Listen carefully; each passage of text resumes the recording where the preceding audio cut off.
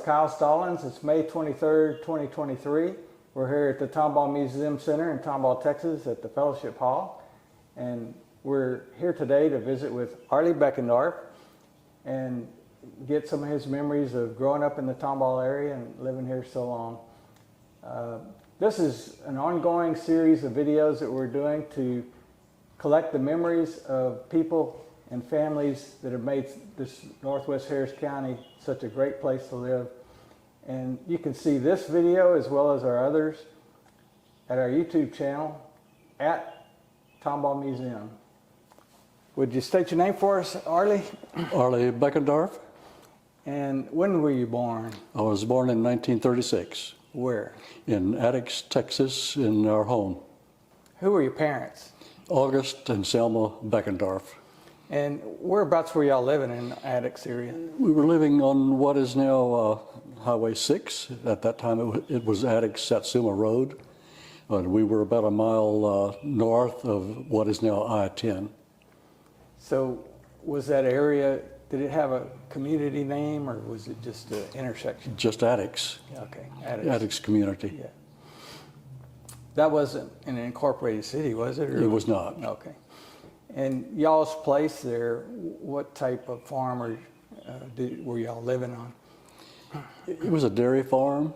The dairy farm was really kind of an extension from my grandparents. My grandparents, well, to go a little bit farther back, if you want to do that, my great-grandfather and grandmother immigrated to Texas in 1848. And the Cobes side, my mother's side, is settled there in Addicks. And they started a dairy, and they were farming just a short distance from where we were, our place was. My great-grandfather that immigrated here was Frederick Cobes. He went by Fred Cobes. And my grandfather then was Gus Cobes. And they both settled, my great-grandfather settled there when Gus was born in Addicks. And so they were farming and dairying, and they were doing some blacksmithing at that time. And there was a whole family that came over from Germany at pretty much at the same time, and they settled right there in the Addicks community, almost within walking distance of each other. So it looked like your grandmother was Selma Hulda Cobes, is that right? My mother was Selma. Oh, that's right. I'm sorry, I was one generation too far back. She was the Cobes. And my grandmother was Sabina Matsky.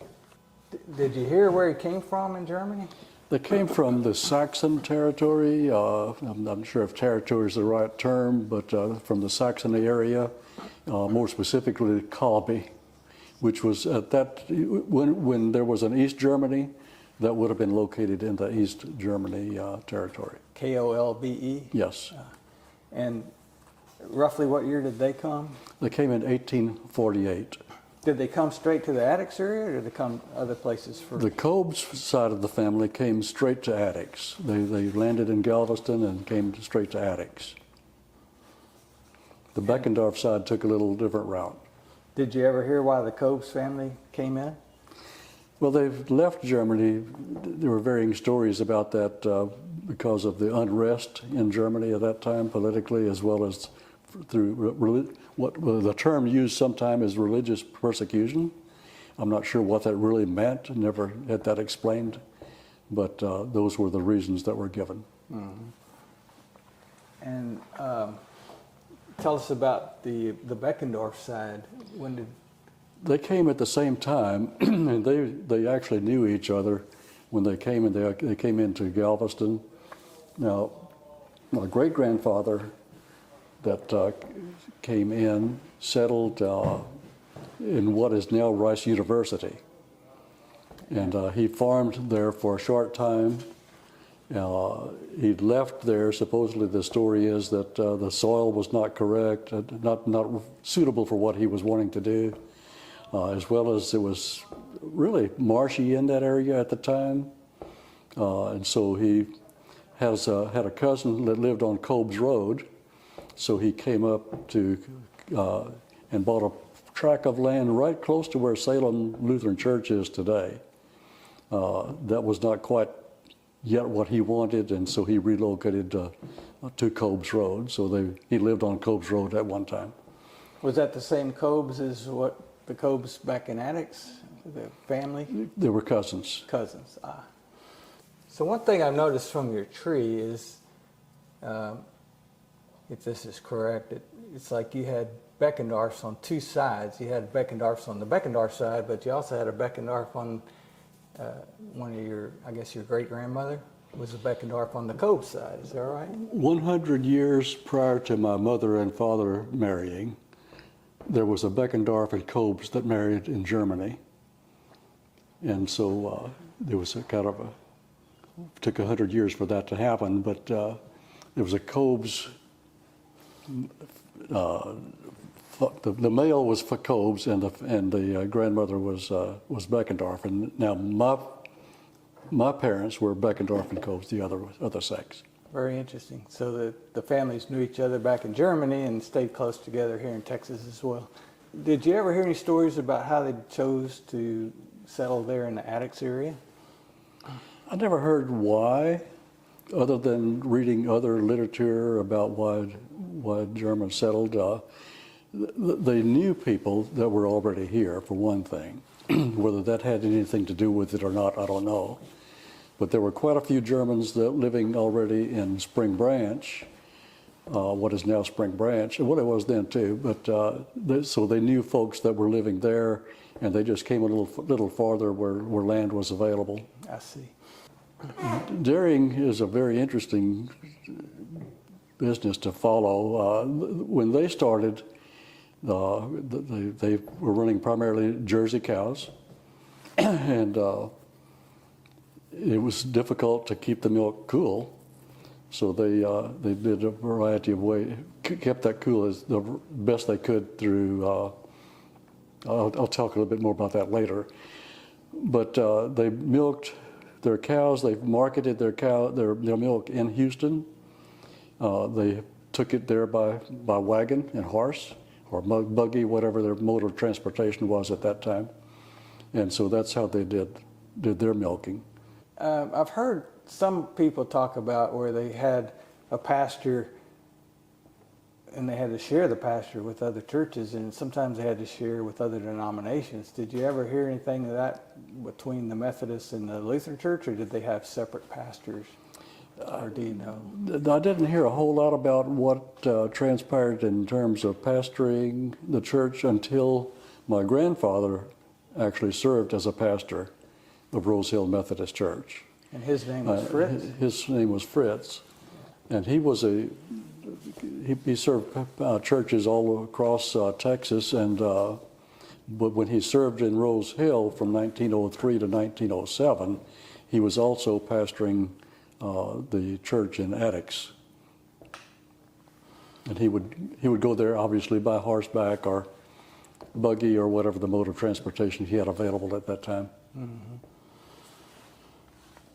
He would tell the story that when he would be riding through from Rosehill to Addicks, that the bluegrass was blue stem grass was so tall that it was just waving it was belly high on the horses, and it would wave in the breeze, and it almost felt like he was in the ocean with the waves flowing beneath him. Tell us about your immediate family. Who's your wife? Nancy Thompson and I married in 1956. We met at Lon Morris Junior College. Where is that? In Jacksonville, Texas. After she was a freshman in my sophomore year there, and so after that year, we got interested in each other, and we married in December of that year then. And in June of that year, I went into partnership with Elmer, my brother Elmer, and my dad, August, in the dairy business. Where was that dairy? In Rosehill. Rosehill. And who are y'all's children? Our children, Mark is the oldest, Kirk is the second oldest, and Karen is our daughter. She's the youngest. Do you have grandchildren and great-grandchildren? We do. We have 4 of each. My mom and dad, well, to tell that story, it takes a little bit more background there. My dad was in World War I, and after he got out of the service in 1918, I think it was, he and his father, who was the pastor, who was no longer the pastor at that time, Fritz. Fritz. They went to Rudersville and began farming there. They ran into some tough years. The first 2 or 3 years that they were there, it was either flooding or it was drought. Their farming did not, they failed. And so my mom's parents, who were here in Addicks, were dairying, and they offered them a little property, and they had an opportunity to buy more property, and they offered them a few cows, and so they all of them moved to Addicks. And so at that point, my grandfather set up a dairy, my father and mother set up a dairy, and began dairying in about 1921. And have you heard stories about what your father did during World War I? He was stationed in Ellington Airfield, and he did a variety of things there. One of the things that he did was to repair soldiers' shoes. He did had a variety of other responsibilities too. Like I said, I was born in 1936, and very early I began to explore the territory there. We didn't have many restrictions as far as where we could go, and so as soon as I could crawl on a horse, I was riding. We had a lot of chickens, and I was involved with that. That we would roam, when I say we, some of the friends that I had that were children of employees of my dad, we would roam the prairies.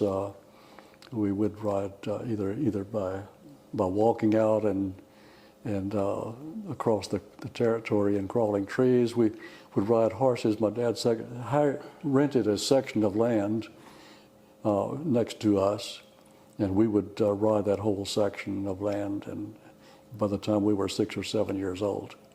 And so we were doing those kinds of things. And of course, helping with everybody started helping with the family responsibilities as soon as you could walk. Sure. And who were your siblings? Elmer was my oldest brother, and Marvin was my next brother, and then Harvey was next to me. Elmer was 15 years older than I, so he was almost like a second father. Mm-hmm. We had extended family on both my mother's and father's side within walking distance, and everybody had a dairy. And so that, and then there were cousins that were beyond that, that were all living in the same general area. And back then, did you also still have cousins living in the Rosehill area? We did. Yeah. In 1947, we moved to Rosehill. Yeah. But before that, when you still lived at Addicks, did y'all make trips between the cousins or visit every now and then? We did. Yeah. We did. We had a lot of cousins that lived up and down Grant Road and in the Cypress area and Rosehill. And so there was a lot of family visiting. Was it both on the Cobb side and the Beckendorf side? Yes, there was. And we've heard about Cobb's Road. Was that named after part of your family? Or were they different Cobbs? On my cousin's side, okay. Yes. Yeah. So tell us more about from 1936 to when did y'all move up to Rosehill? 1940. You want to know why? When? When? Okay, we moved in 1940. It was a several-year transition, but the final move was in 1948, actually. And why did y'all move? That's a little bit longer story. In 1936 and in that whole era, the area that we lived in Addicks was, it flooded a lot. It was a low area, but it was rich area for growing forage. But somewhere in the late 20s or mid 30s, or not mid 30s, earlier than that, they built a road and a railroad, I-10, what is now I-10, and a railroad, and that blocked water. And water would flood up into our area to the point that sometimes my dad couldn't milk because it was water in the milk barn. But the main thing that caused the problem was that all of this flooding caused was a flooding of downtown Houston. I've seen pictures of floods in Houston going up to the second floor of some of the buildings at that time. And so the powers that be decided that they needed to protect Houston. And so the answer to that was to build reservoirs and dams, and that's when the Addicks Dam and reservoir and the Barker Dam and reservoir came into being. That process started in the late 30s and progressed right on up until they were completed in the mid 40s. And so because of that, our places were, all of our family's places were in what's now the Addicks Reservoir. So we were really forced out. We were forced out to relocate. And so my dad, Mom and Dad looked at places far and wide and decided that Rosehill was where they really wanted to be. And so by that time, Elmer had returned from World War II, and Marvin was of age to go into business. And so the three of them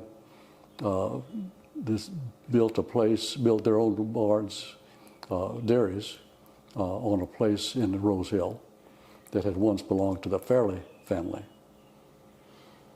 It's when they bought that, was the house there that Marvin eventually lived in with his wife Veda? Was that house already standing? It was standing, yes. And so that was like a Fairley homestead before they moved in? I'm not sure who all it belonged to, but we bought it from a Fairley family, Alvin Fairley, and his wife.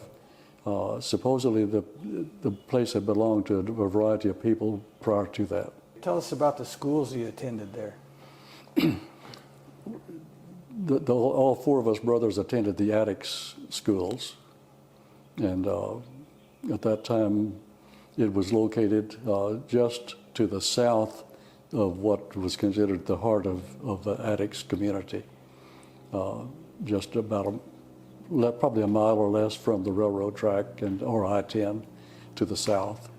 And what type of school building did you go to first? I went to it was a brick school building. Actually, it was a building that was built while my dad was on the school board. And my mother's father was served on the school board at that time, and prior to that. And that replaced actually a two-story building. Do you remember what grades you went to there? I went through the fourth grade. Right. And where did you go after that? When we moved to Rosehill, Rosehill was still in the Cy-Fair school district. And so I went to Cy-Fair and I graduated from Cy-Fair. And which school building did you go to at Cy-Fair? It was the only building that I attended was the one that the original, the high school building that's still standing right there on 290. So tell us about your memories you have from that period of time up into high school from the Cypress area.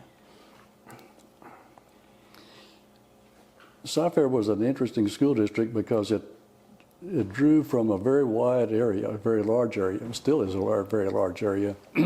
So we had children coming in from the Fairbanks area all the way to Rosehill, as far west as Mischke Road, and even children that lived on Telge Road that were just almost a walk to Tomball, would ride 15 miles to go to school in Cy-Fair.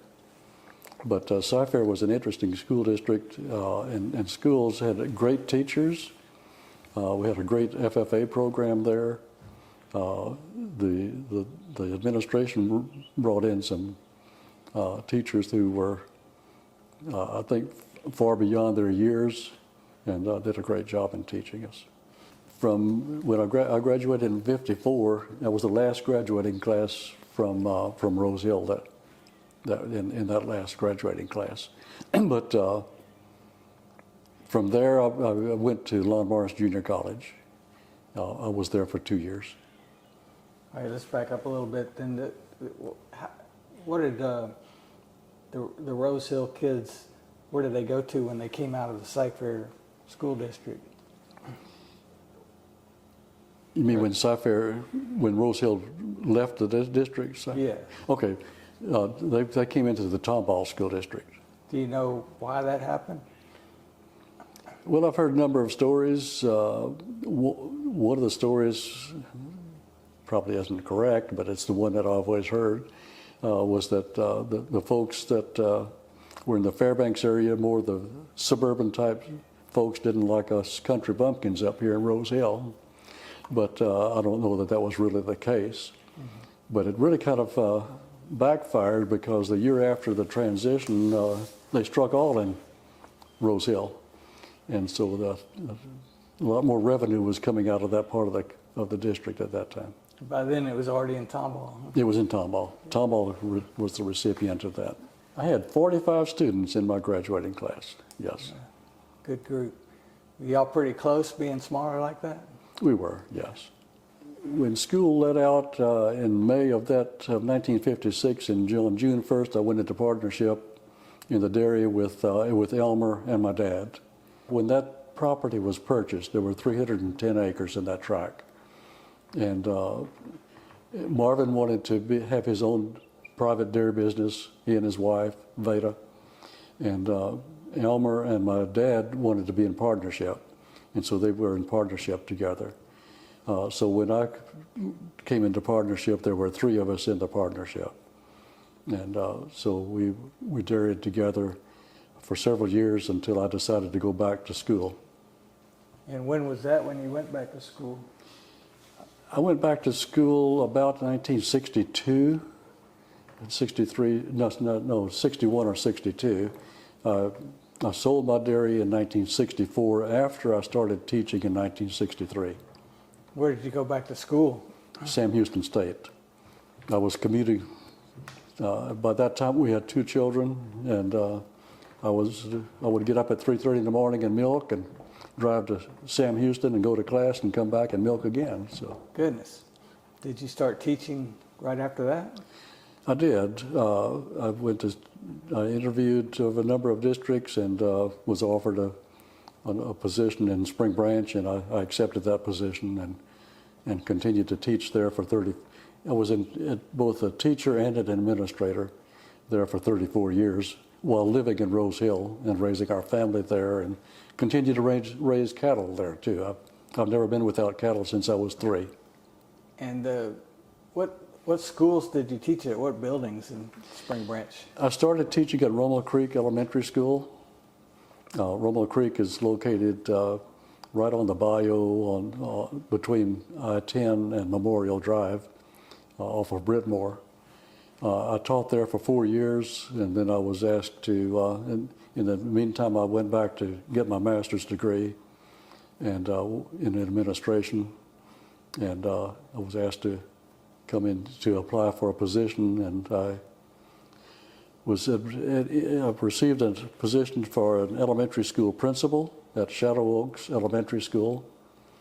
I served there for 3 years, and from Shadow Oaks, I was transferred to Valley Oaks Elementary School, which was, to me, the kind of the cream of the crop.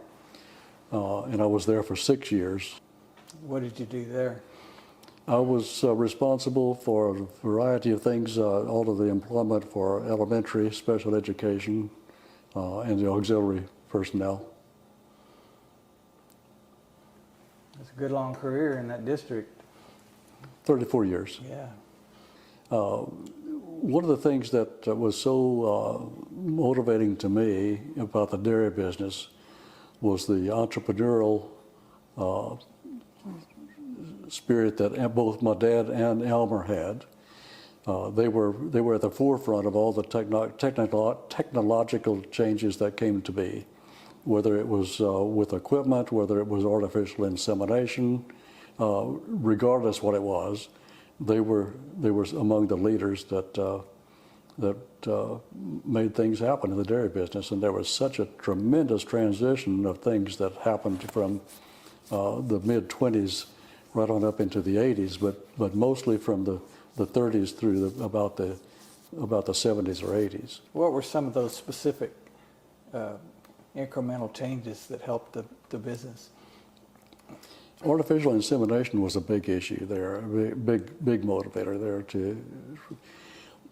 Elmer learned about artificial insemination through attending classes at A&M and his reading and also classes that were offered then to veterans. But at that time there was no frozen semen, and so it had to be collected from the bull and almost put in a very short time into the cow. The closest collectors that we had at that time was at A&M University. So he found some bulls there that he liked, and he would have them collect the semen at College Station at A&M on the campus there, and they would then put that on ice, and they would put it on a Greyhound bus, and that bus would deliver it to a dairy that was at that time located at what's now 290 and Highway 6. There was a dairy right at that intersection. The bus would drop the semen off there. I would be at the high school, and it was during my high school years that this all was happening. The semen, I would go down to the dairy, pick up the semen from the lid of a milk can that was in the milk vat, and bring it back home and put it on the lid of another milk can in our milk vat, and we would use it then as quickly as we could. So that's how AI started on the dairy. And from there it advanced into the frozen semen within a short period of time. And how did the pipelines in the dairy barn help out when those came into being? Pipelines was a lifesaver. This was not an easy task for Elmer and my dad to get that into use. Elmer had actually traveled to California to study some of the advancements that they had out there, and came back here and wanted to install the pipelines here. And the health departments were the battle to contend with at that time. The pipelines at first were in 8-foot lengths, but very quickly they required that they be cut down into 4-foot lengths and taken down twice a day and cleaned out and then put back up. And so like an awful lot of work. That was a lot of work. But the pipelines, it was a lot of work, but it also took out a lot of the back labor. The milk was then piped into the milk room, where it was put into 10-gallon milk cans. That went on for several years, and then it advanced to the stainless steel tanks. The first tank that we bought at that time was an 800-gallon tank. And shortly after that, we had to install a larger tank. So we had 1,000 gallons, 1,100 gallon, and an 800-gallon tank that we were pumping milk into. That took a lot of the labor out. And as this caught on, most of the dairies either went to pipelines and tanks, or they went out of business. I mean, it was advancement in the business at that time. And it sounded like there was also a transition from folks who had a farm and had a few dairy cows on the side up into a dedicated dairy business, or more dedicated. And tell us about that progression as you heard about it and saw part of it through your life. I don't know that I've seen anything in writing on this, but just from my observations through those years, dairy business was part of the truck farmers. It was a part-time job all the way up to people that made their entire living off of the dairy business. The smaller ones, when all of these advancements took place, there was a lot of expense that went into that. Tremendous investment in the bulk tanks, the stainless steel tanks, and everything that went with that. So the smaller producers eventually just went out of business. Out of the dairy business. Out of the dairy business. Yeah. They continued farming or got a job off the farm or whatever they might have done, but when the investment cost for equipment and production went too high, then they left the business. And can you give us a rough idea of the years of that progression? The transition began here in Rosehill somewhere in the 50s, early 50s, when we first started getting the pipelines. But I graduated in 1954 from high school, and in 1954 we were still going into the cans through the pipeline.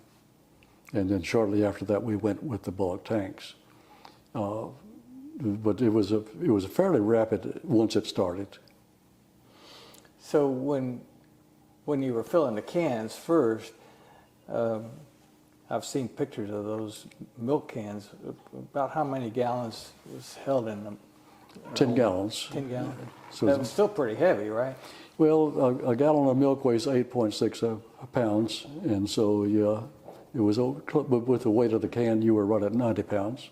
And how did that can of milk get into for processing? Into the processing? Yeah, how was it trucked in, or how did y'all handle it? Okay, well, taking it from the filling of the can, we would then manually pick those up and put them into a water vat. That water vat was kept at about 37 degrees temperature, Fahrenheit. And so we would manually put those into that water vat, and we thought that we had reached the ultimate when one day Elmer bought a vacuum lift that would lift the can up and swing it over and put it in the water vat. But those cans were then picked up either daily or every other day, in our case daily, and taken by a truck, and they would take them into Houston to be pasteurized or whatever they did with it at that point. And which processing plant did y'all use? It went to different ones. Borden, it went to Borden some, it went to Sanitary some. Later, when the Milk Producers Associations came into being, and I don't know all the political stuff on that, but then they would be actually sold to the association, and then they would do the marketing. So then when it transitioned more into the bulk tanks that you told us about, how did that change the transportation of the milk? The milk would be picked up typically every other day then, unless the production was so much that the tanks wouldn't hold it. But a stainless steel truck would come out and pump it out of our tank into the tank for into his tank, and then he would take it into Houston. So they had tank trucks instead of hauling the, I can't remember what you milk call cans. them. There you go. I guess it took a lot of the labor out when they just used pumps to pump the milk in? Yes. Or was it gravity flow? They would pump it out from our tank into the truck, and then they would actually wash down the tank. The tanks had a calibrator on them, and so he would also take the calibration, and that's what we were paid on his calibration. What was it calibrating? Number of gallons. Measurement, okay. And he would also take a sample. That sample would measure everything from bacteria counts to anything else that might be in the milk. And when you were paid, was it different farms have different, like I've heard of butterfat and different things in the milk? How was the payment calculated? It was based on butterfat, and that number fluctuated some, but typically somewhere between 3.5 and 4%. And how did you keep that regulated in your herd? Through genetics and through the kinds of cows that you were milking. When we moved up from Addicks to Rosehill, we were primarily had jerseys, but my dad was transitioning at that point, even before all the partnerships began, into Holsteins. Holsteins have a higher production than a Jersey, but a Jersey has higher butterfat.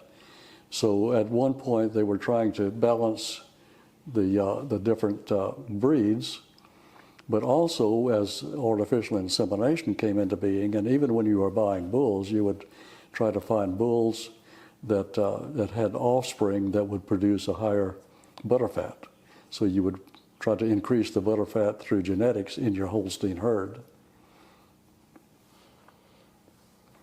And then also through artificial, going back a little bit to that, production just took off when artificial insemination came into being. I can remember the day that our first cow produced 40 pounds of milk. It was a day of celebration. It wasn't but just a few years, and we were culling cows that were producing 40 pounds because it wasn't enough. Goodness.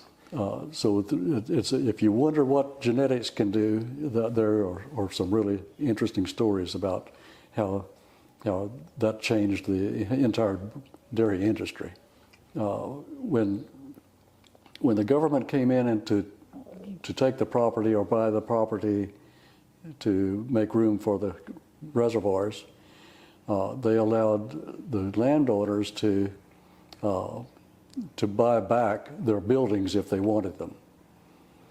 My dad bought back most of the buildings, and he bought them back at a very reduced rate. And so he had those buildings moved to Rosehill then. And it was much cheaper to move them at that point than to build new ones. He was a businessman, and he had it all calculated out. And so we had barns moved, we had Elmer's house was moved. We had one particular building that we called the Ark. It was named the Ark because of this. It had been actually a house. This is going way back. This is actually a house that was built nearby for a farmer slave. And it was a tall house, but not real wide and not real long. And it had a floor in it. So when this particular person that was living in it vacated it, the house was for sale, and my dad bought it. And he moved it to our place by rolling it on logs. In Addicks? In Addicks. He moved it probably a mile or more on logs, rolling it even across a road. So that Ark, that building then became a chicken house and a variety of other things. So when it came time to move it to Rosehill, because it had floors in it, they loaded hogs in there, they put dogs in there, they had chickens in there, and whatever else they could stuff in there, loaded it on the trucks and moved it to Rosehill with all of these animals in it. So it received its name at that time, the Ark. It still stands today. Another building that was moved, my dad had built in 1919, and it was a large milk barn. It had haylofts in it. It was used for a milk barn. It was used for loafing barn, feed rooms. That barn was cut in half and moved to Rosehill, and it stood until about 5 or 6 years ago. Elmer's house was moved. which is a story in itself. He was riding in the house in the move. Wow. And when they crossed the railroad track at 6 and 290, I'm not sure exactly what happened. I think a truck's wheel fell off on a curb, and the house was barely over the track. And Elmer was standing on the porch there looking, and here comes the train. Goodness. And so he saw the train go past, but luckily he was far enough off the track that it didn't make contact. World War II was, for a young guy, see, I was about 5 years old, whatever. Elmer left for the service, and he served for several years. It was interesting in that, as I really didn't know what was going on, but I knew that we were involved with something not good. I remember going with my parents, taking him to the airport, not to the airport, but to the train stations. He would either catch a train in Houston, most of the time in Houston, that would take him to his destination, which is usually California. So I remember seeing my brother going somewhere, and he was going somewhere where it was not a good place to live. But then I also remember my dad. My dad was fluent in German, and he had a shortwave radio. And at that time, we were also having blackouts. At night, you were required to turn off all your lights, no lights. But what he would do, he would cover the windows very thoroughly, and even to go a step further, with his shortwave radio, he would put a blanket over it, and then he and I would sit there at the shortwave radio and listen to the radio. And he would listen to a variety of things, but one of the things that he listened to most, as I recall, was listening to Hitler when Hitler was making his presentations or talks or whatever he was doing. My dad could understand what he was talking about. I don't recall my dad ever talking about it. I don't know if he was just fearful about talking about it, or if he didn't think I would understand, or what it was, but I do remember very vividly sitting under those blankets listening with him to Hitler making his spiels. And you were pretty young back then, but I don't know if you developed a feel for how was the German Texans' attitudes toward what was happening back in their homeland?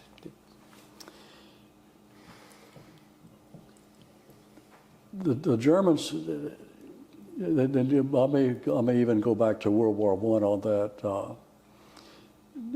The Germans never participated. We were loyal to the United States in service, but there were things that were not always very comfortable. I'll come back to this particular question, but going back to my grandfather, who was a Methodist minister during World War I, he was a conscientious objector. He did not believe in going out and killing somebody. And because of that, he was asked to leave the church because they didn't feel like he was loyal to the country. And so he left. He no longer preached after he was asked to leave the church, and that's why he went into the dairy business. But during World War II, I don't remember anybody not being loyal to the country. We were supportive. One of the things that we were very much affected by everything that was going on because everything was rationed. I mean, if you couldn't buy a pound of sugar without a stamp.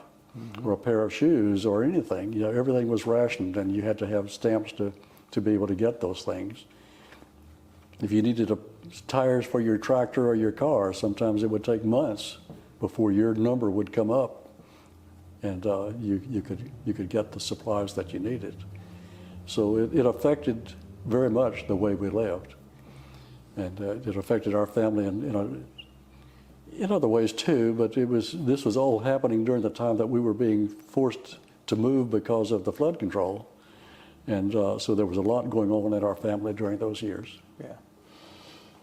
And I suppose that your family still had cousins living back home in Germany, but by then there wasn't really any correspondence between the families to where you knew people back in Germany. Our family did not have communication with the families back there. All right. You were telling us a story earlier about milking at the dairy barn when you got a phone call. Tell us about that. Yes, one morning we were milking. It's probably about 3:30, 4 o'clock in the morning, and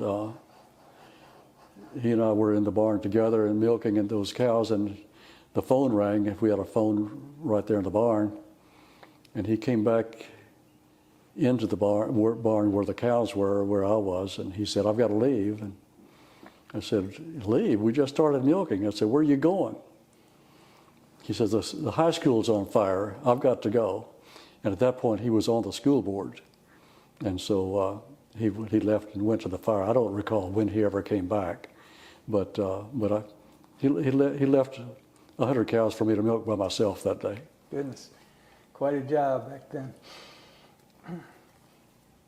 I was wondering, he was so involved with the school board and different things around civic type activities around Tomball. It sounded like there's a lot to do there, but dairying sounds like a lot to do. I was just amazed. How did y'all get all that done? Well, Elmer was an interesting guy. He had his fingers in a lot of things. He was very visionary, very entrepreneurial spirit. He was very community oriented. He was very involved with the church, with Rotary Club, the foundation here. Started the hospital, and he was very involved in starting the Tomball College here. And so he had his fingers in a lot of things, and he was just a good time manager. And he was able to accomplish a tremendous amount in his lifetime because of all of these traits that he carried. And I think that they started very young, at a very early age, thinking of some of the things that I hear about him, them talking about, because he was 15 years ahead of me. There's a lot that I don't know about him, but this didn't just happen when we moved to Rosehill. It started earlier. When he came out of the service, he went to work for the telephone company, and because he felt like that's really where he wanted to be. And then the employees were threatening to go on strike, and he says, "I don't believe in strikes. You go on strike and I'll never be back." So they went on strike, and it was at that point that he and my dad decided to go in partnership. And it was about the time that we were moving up to Rosehill. So he was very involved with a lot of things throughout the years, but he had a very strong mind on what his goals in life were. So tell me about yourself with your involvement with Rosehill United Methodist Church. Well, I joined the church when we moved to Rosehill at age 10, and have been there ever since. And I've been involved with many boards throughout the years, committees, taught Sunday school superintendent, just a variety of things, and still involved with what I can do at this point in my life. Well, I visited that church, and I remember the small wooden church is still there. Was that the church that you first attended when you were young? Yes, we called that our chapel or historical sanctuary, but that was not the original church. The original church burned down, but this one was built in 1875, and so it continues to stand, and we worship in that church every Sunday.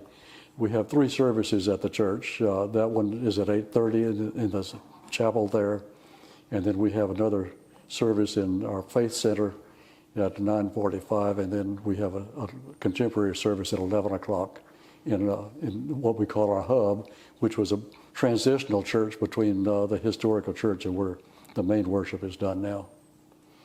And what are some of your memories you have with that original church building that you first came to when y'all moved to Rosehill? Well, one of the things that was very common at that time was that the men sat on one side of the aisle and the ladies sat on the other side of the aisle. That did not suit my dad's lifestyle. And so when we moved up here, he said, y'all can sit where you want, but I'm sitting with my wife. And he did, and that began the trend for that to go away.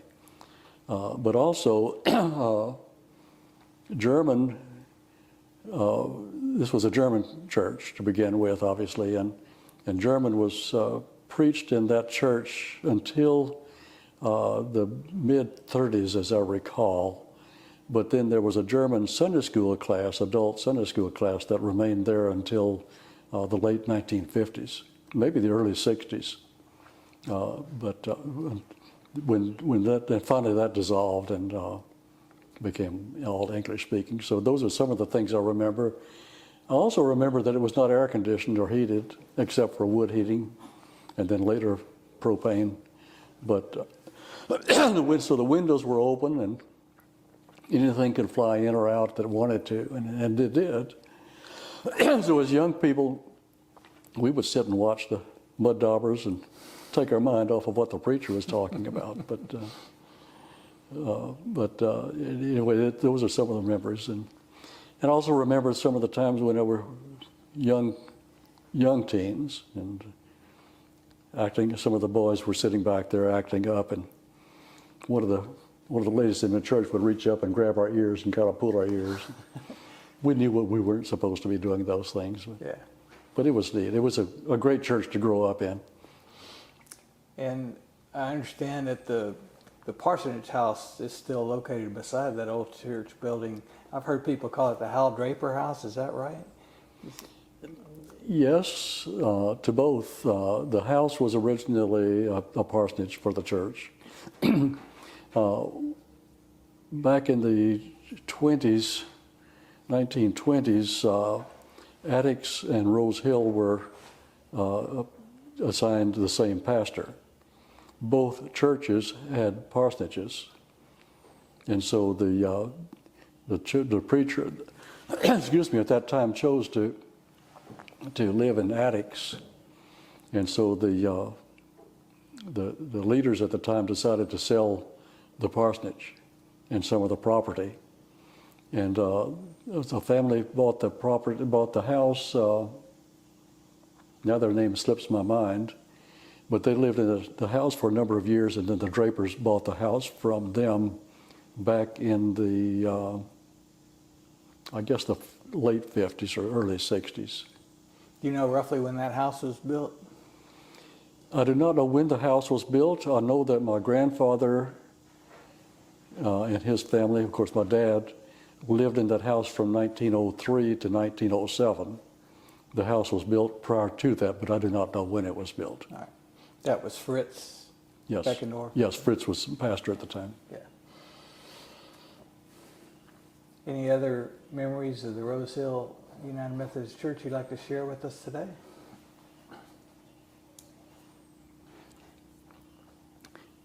The church came together with many projects, and this was very impressive to young kids growing up at the time. But one of the things that had happened, and I don't know when, the steeple had been blown off the church, and so all we had was the tower, but not the steeple. And so one of the members at the time worked for Shell Oil Company, and he was a great guy to work with steel. And so he built a new steeple out of stainless steel, and it was painted. Excuse me.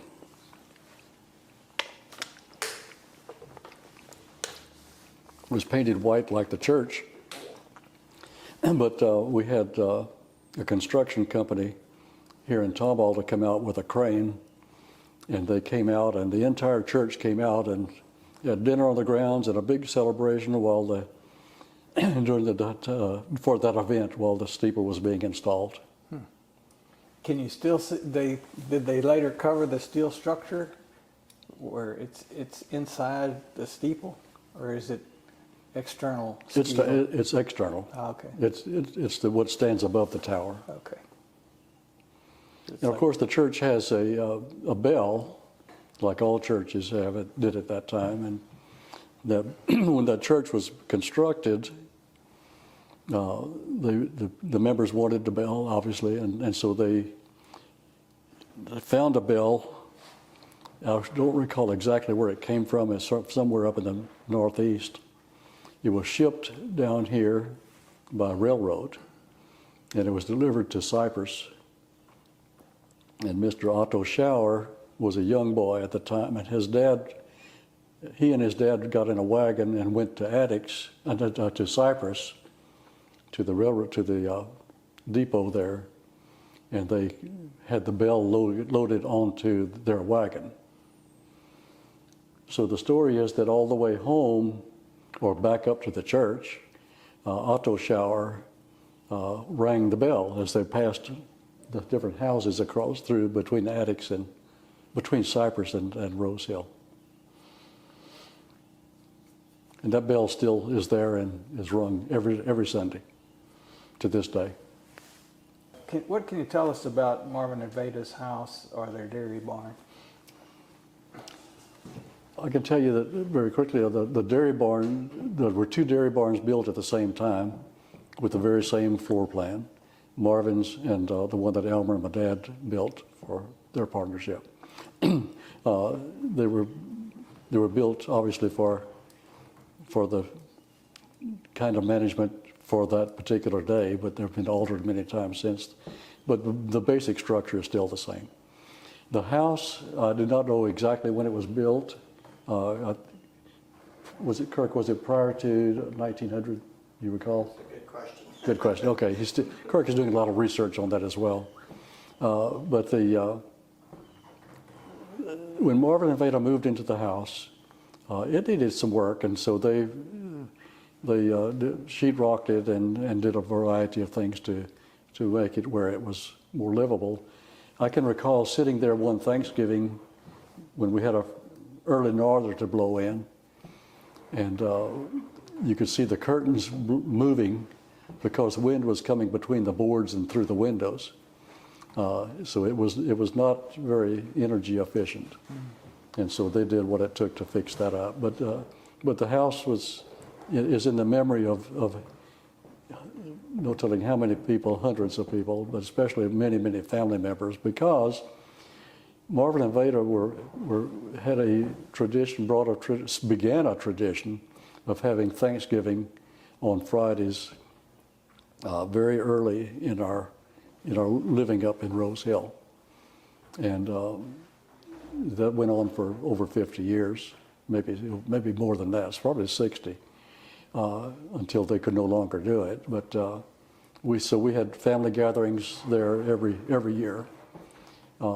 Family members coming in from long distances, and we'd spend the afternoon visiting and playing dominoes or cards, and we're going outside and maybe doing some target practicing, just a variety of things, but just a lot of good old family visiting.